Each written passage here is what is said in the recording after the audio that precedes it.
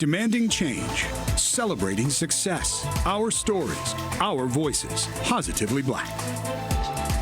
In this week's Positively Black, a father in Queens is getting rappers and DJs and comedians, pretty much everybody, to gush about babies, sometimes talk about issues with making babies, like infertility, and to trade fatherhood fails during one popular podcast. And as Miles Miller shows us, the project he started during some of his darkest days is putting black fathers in a whole new light.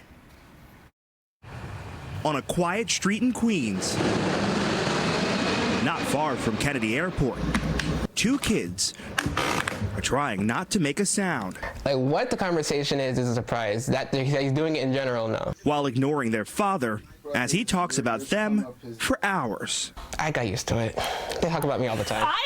I actually enjoy him talking about us. I'm basically shameless. Justin and Sabrina Barrow are their dad Jerry's favorite topic on his popular podcast, Fathers Who Bother. They know about it, but I don't know if they're listening to it. But I talk about them all the time. I know when Justin was born. Barrow started the podcast during the pandemic on Father's Day to shift the public perception of black dads. Overall, the messaging that I was getting was that we weren't, these fathers weren't present, or they're few and far between. And I said, that's not the case. They're definitely great dads, involved dads who love their kids and are trying to be the best fathers they can be. I felt like I wasn't alone. So I felt it was a responsibility of mine to try to tell those stories. This is not the narrative. This is not what I see. An entertainment writer by trade, Barrow blended his love of family with his love of hip-hop. The result?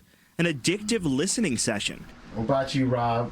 That has rappers, writers, artists, and comedians opening up, cracking up. I feel bad for people who had kids in the 1600s.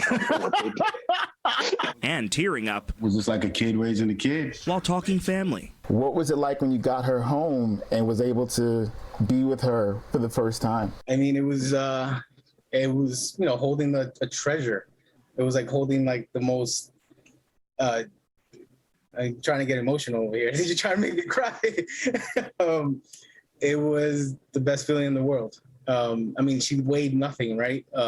But she weighed everything. They surprise themselves at how emotional they get during the conversations, and I welcome it. Raw emotion is what pushed Barrow in this direction in the first place. He wanted an outlet and needed a community after losing his father from a stroke in 2018. My dad was my hero.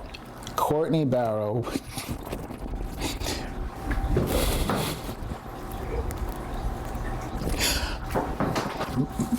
I'm sorry. My dad was great.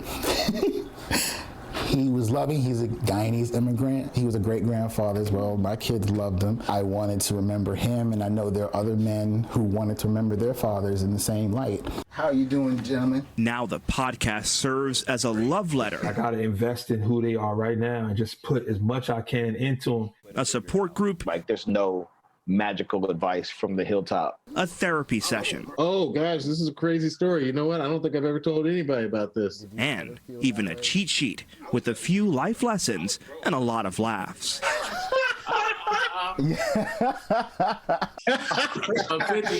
When she was born, like I yelped. I don't even know how I could have yelped, but I yelped. And I thought only dogs yelped. I was a big yelp. I yelped like a dog, or I yodeled like Shakira. I don't know. I yelled. Something came out of my mouth. 50 episodes in, the creator and host can't stop cracking people up. But he admits he's getting a bit of a reputation for the opposite. We about to see a grown man cry on this show, man. Actually making the hip-hop community's coolest. When I seen my dad pick my son up, bro, I lost it, bro. Because I don't remember that. You feel me? I don't remember that tenderness. Burst into tears. I have. It's not expected. It's not something I go for, but I think ultimately I want people to open up and give me their truth. You know, so however that comes out, it comes out. And sometimes it moves them to be emotional, and you know, the waterworks come out. Miles Miller, News 4 New York. That is an excellent piece. It's showing vulnerability, love. Oh, that was great. And we're committed to bringing you more stories on Positively Black every week right here on News 4. tell some folks about that one. Go to our website and check it out again under Our Voices. We'll be back with more Today in New York.